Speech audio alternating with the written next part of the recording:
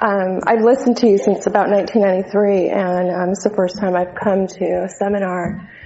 I've always known that I was a very powerful creator.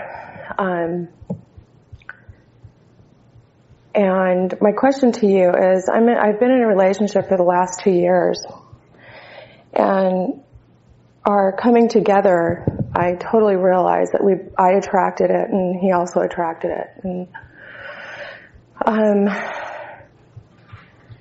one of the girls this morning, I couldn't come up with the question that I wanted to ask you because it's been such a powerful 2 years, and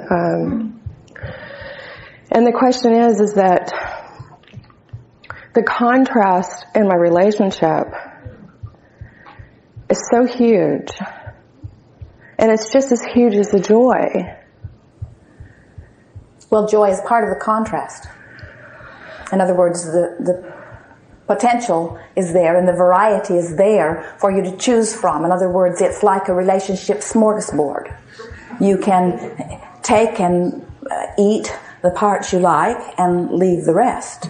Contrast is a good thing. Would you rather have a limited smorgasbord? No, I wouldn't. I think that my frustration is that he's a pessimistic and I'm an optimistic. And Doesn't matter. He's not always that, and you are not always that. And so that's part of the buffet that you can participate in or not. What you are saying, here is a relationship that is not all perfect, and the imperfect parts trouble me. And we say, well, we've been talking about that in broader terms today. Here is what I deem an imperfect world, and the imperfect parts trouble me. And we say, well, you can use that as your excuse not to allow the energy to flow, or you can be a better selective sifter and find the parts in the buffet called world experience that please you, and you can do the same thing within any or every relationship. Part of you is doing what almost everybody does. You're saying, well, it could be a better relationship if these things were not there. Right. And we say, it would be a different relationship maybe, but these things do not have to be out of his experience or out of your experience in order for you to have the perfect relationship. You get to extract from this potential that which is most pleasing to you. And when you give yourself the power and the control to do that, you'll let the other off the hook. We would rather it be like this than you have a pleaser hanging on your every word, looking for endless ways to please you, teaching you conditional love, which does not work. We would far rather have a selfish, independent, disconnected, raging, unpleasant person in your experience than someone that's kissing up to you in all kinds of different ways, trying to get you to feel better through their behavior. Because when someone behaves to you like that, all they do is set you up for failure in every other relationship, because nobody else cares enough to stand on their head in all those different ways. When you discover how to stay connected, even though your partner isn't, a big load of resistance will be released from him for this reason. Somehow, along his physical trail, many of you will relate to this, he has taken it upon himself. I want you to hear this in the back of the room. We were talking to you about the teenage children. Somehow he has taken it upon himself to be the keeper of your joy.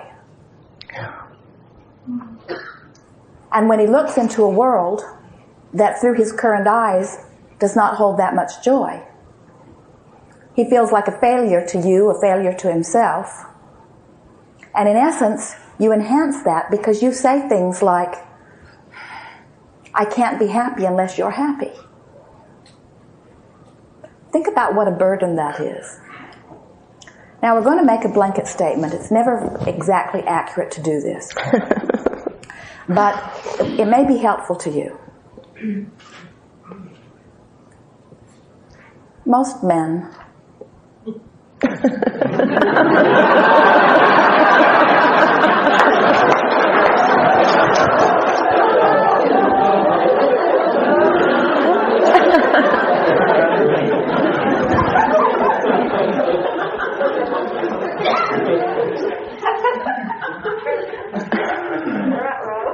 just want you to be happy. And when you're not, they take it personally. Because you've trained them to do so. It's true. And then their every behavior makes you unhappy. They feel unhappy that you're unhappy. And their desire to be with you fades dramatically. Because even more than most of you women, they remember more powerfully and profoundly their desire to feel that free, glorious, happy state of being. So what we're saying to you is, the more you make your happiness seem dependent upon their behavior, the worse their behavior becomes. Right. They don't mean it to be that way. It's a sort of vibrational thing that happens. In the moment that you say to them and really mean it, and you've got to mean it before you say it or it doesn't make any difference. In the moment that you really get it, that my happiness is my job, and I'm once and for all going to let you off the hook for the way I feel, you will give them a leverage of freedom that in most cases will turn the tide in almost every relationship without exception. Think how free you would feel if the one you love the most looked at you and said and really meant, I'm no longer holding you responsible for my happiness. You can come home late if it serves you. You can order different food if it pleases you. You cannot clean your room or not pick up your towel. Or, in other words, I'm no longer going to hold you to the things that I've been holding you to. In other words, I'm going to finally let you be free. And so begin making the announcement to the universe and to your mate. I'm happy no matter what you do. Now hear that. Feel that resonate clear through you. I do focus wheels and what is it about that? There's something really big here. I promise you, these are your relationship vows. I promise you, for as long as we be together, that from this point forward, my happiness is no longer dependent upon anything you do. How does that feel? Some of you are not liking it very much because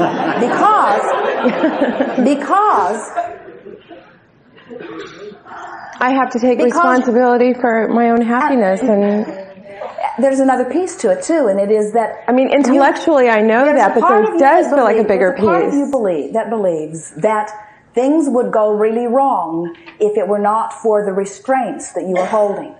Say that again. There's a part of you that believes that things would go really wrong if it were not for the restraints that you are holding. In other words, there's a part of you that believes that if it were not for your marriage vows, if it were not for your promises of commitment, that your partners would go astray. There's a part of you that believes that the human nature of man and woman, we mean humanity, is so renegade and so wrong that if it were not for God's rules or the secular rules, that you would all go amok. There was a television program the other day that Esther was watching, a piece of something that she saw somewhere, where someone was announcing to the children, one of the little children who had become very influential in the group was announcing to the other children, my dad says there is no devil. And in that moment, all of the little children became as bad as they could possibly be. And the implication was that it was only fear of the devil that was holding them in check. And this is the thing that's so wrong with all of this. In other words, that is the feeling that is upside down when you think in terms of assisting the teenagers. It is this underlying feeling that if it is not for the restraint, if it is not for some sort of holding ourselves in check, if it is not for this holding back the reins, if it is not for this limitation that we are applying to one another, then everything would go screwy and everything would fall apart in a horrible way, when in truth the opposite is true. Well-being is flowing. If it were not for the limiting restraints, the well-being would be flowing to all of you. In other words, we're doing a sales job here, wanting to assist you in finding different ways to once and for all let your own well-being in. We could talk endlessly about the excuses that you use not to let it in, and most of it is about what somebody else is doing or about what somebody else is thinking about you. But the bottom line of it is, the way you feel is your indication about whether you're allowing it or whether you're not. And nothing else comes into it or not. So, in short, what we are finally getting round to is to say to you that it does not matter what the behavior of your lover is.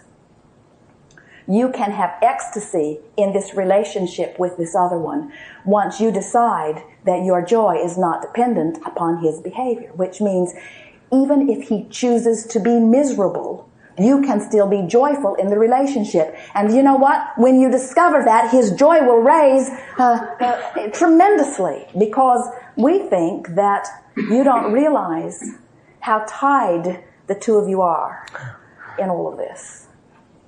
The greatest gift that you could ever give to anyone is to be happy anyway.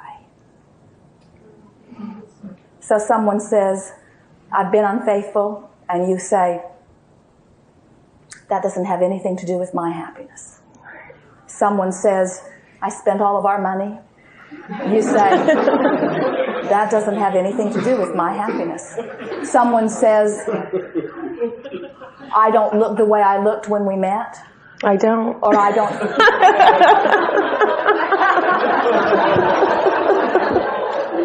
Push the rewind button. In other words, there is nothing you say to everyone that you care about, and even those that you are coming to meet. There is nothing that you could do or say or be that I will ever use as my excuse not to be joyful. Do you realize the freedom that you would be giving to them who care about what you think? And as more are feeling that way, then perhaps more can come back to the connection with Source.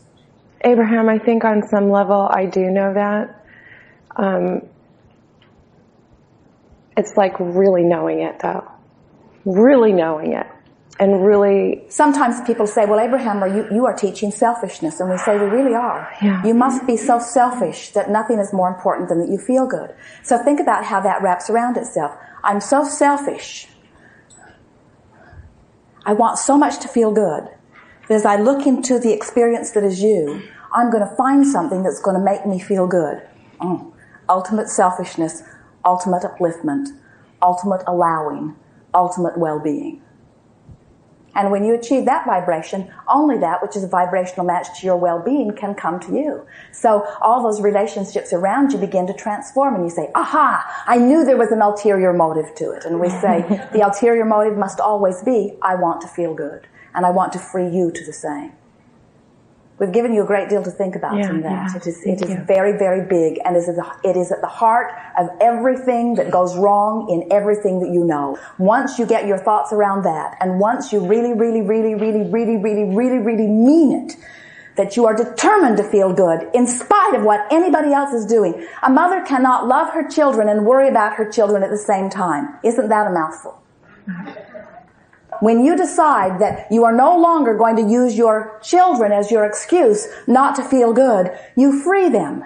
And most of their rebellion leaves in that moment.